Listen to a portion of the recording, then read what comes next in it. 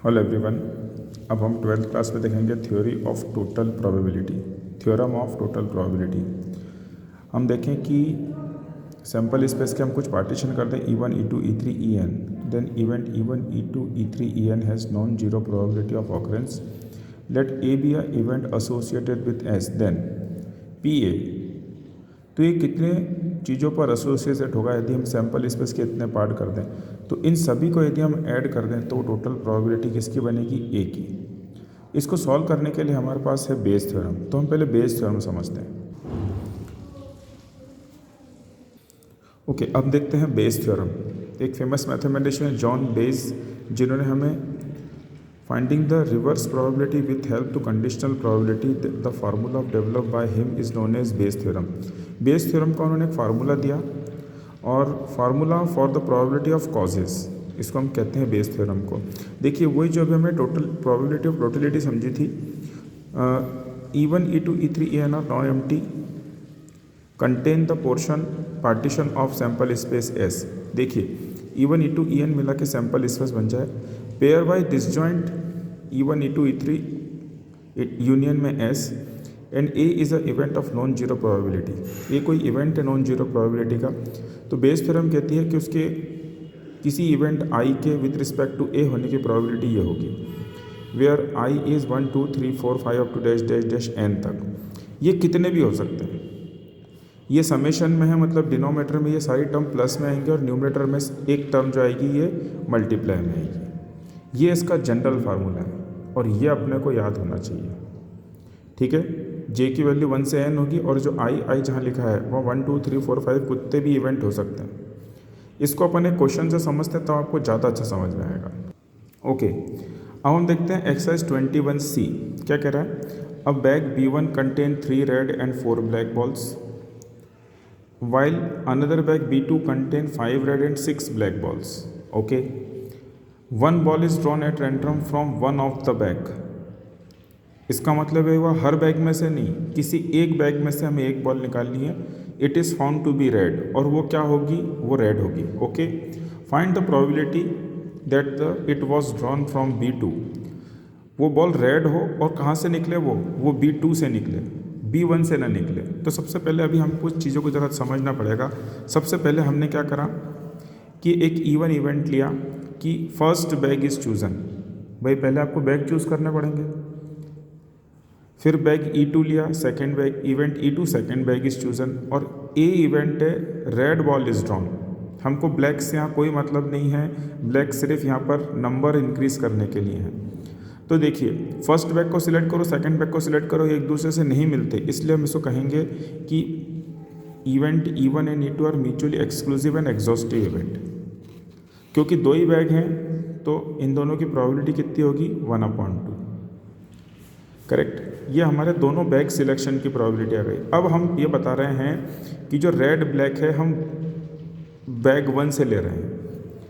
किससे ले रहे हैं? देखिए, ये हमने ली रेड बॉल ब्लैक 1 से, क्योंकि ए मतलब रेड बॉल इस चूज़न कहाँ से? बैग 1 से।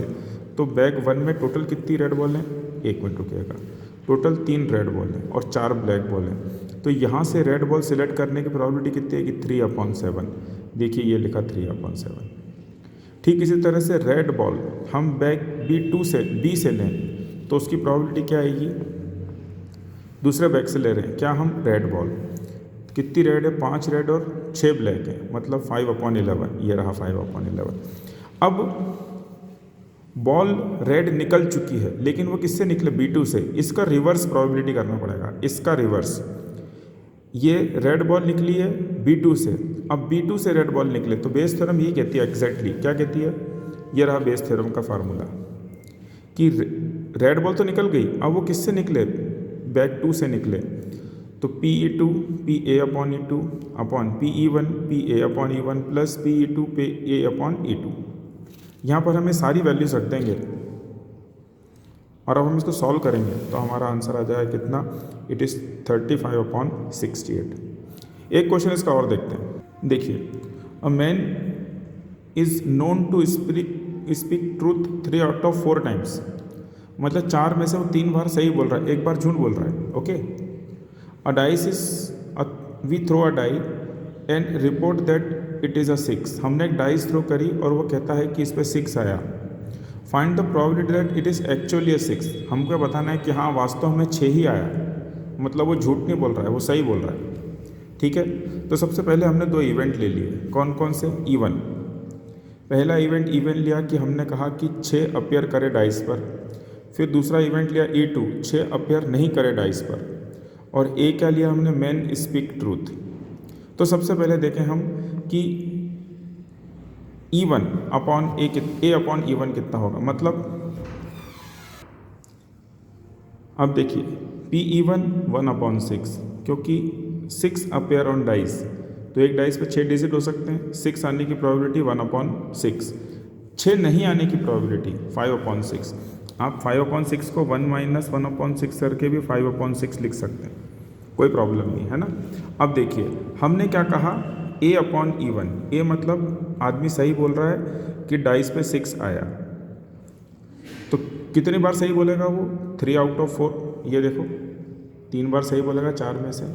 तो अब मैन स्पीक ट्रूथ और डाइस पे 6 नहीं आया है, मतलब वो लाई कर रहा है, मतलब 1/4। Okay, so required probability by Bayes theorem. हमको क्या चाहिए? हमको चाहिए कि आदमी सही भी बोल रहा है और 6 अपीयर भी हुआ है। सही नहीं बोल रहा है और 6 अपीयर हुआ मतलब 6 अपीयर नहीं हुआ है और सही बोल रहा है, तो ये वाली बात हो जाएगी। यहाँ पे कह रहा है कि स्पीक ट्रूथ, सही भी बोल रहा है और डाइस पे 6 अपीयर भी हुआ है, तो E1 अपॉन ए, इसका अपोजिट। ये हमने पूरा फार्मूला लिखा और हमने सबकी वैल्यूज़ रख दी। देखिए कुछ इस तरह से 1/6, देखिए 1/6, 3/4, ये वैल्यू ये रही 1/6 और 3/4। फिर 1/6, 3/4 as it is plus 1/4 into 5/6, ये रही 5/6।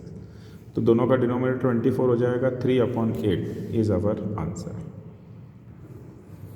अब थोड़ा टिपिकल क्वेश्चन लेते हैं कि in a factory which manufacture bolts, machine A, B and C manufactures 25, 35 and 40% of the bolt respectively, मतलब ABC।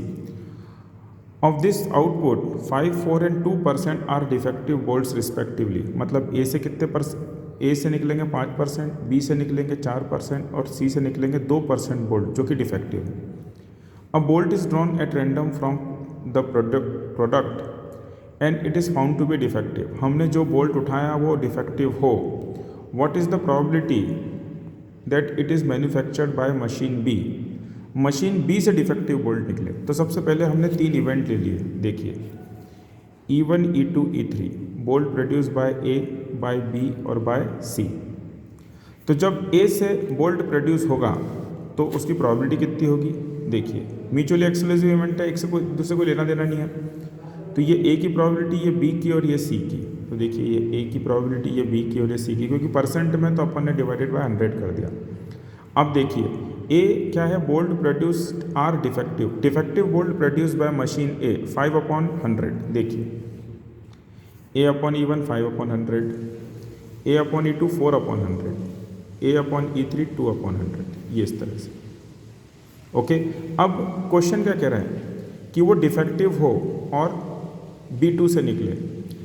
A डिफेक्टिव है और ये रहा B2, मतलब PE2 अपॉन A कैलकुलेट करना है हमको। देखिए वो बेस थ्योरम से, ये देखिए PE2 अपॉन A, तो PE2, ये सारा फार्मूला लगाया हमने।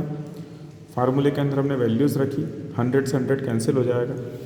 यहाँ देखिए ये बनेगा 140 upon 125 plus 140 plus 80, it is 140 upon 345, it is 28/69।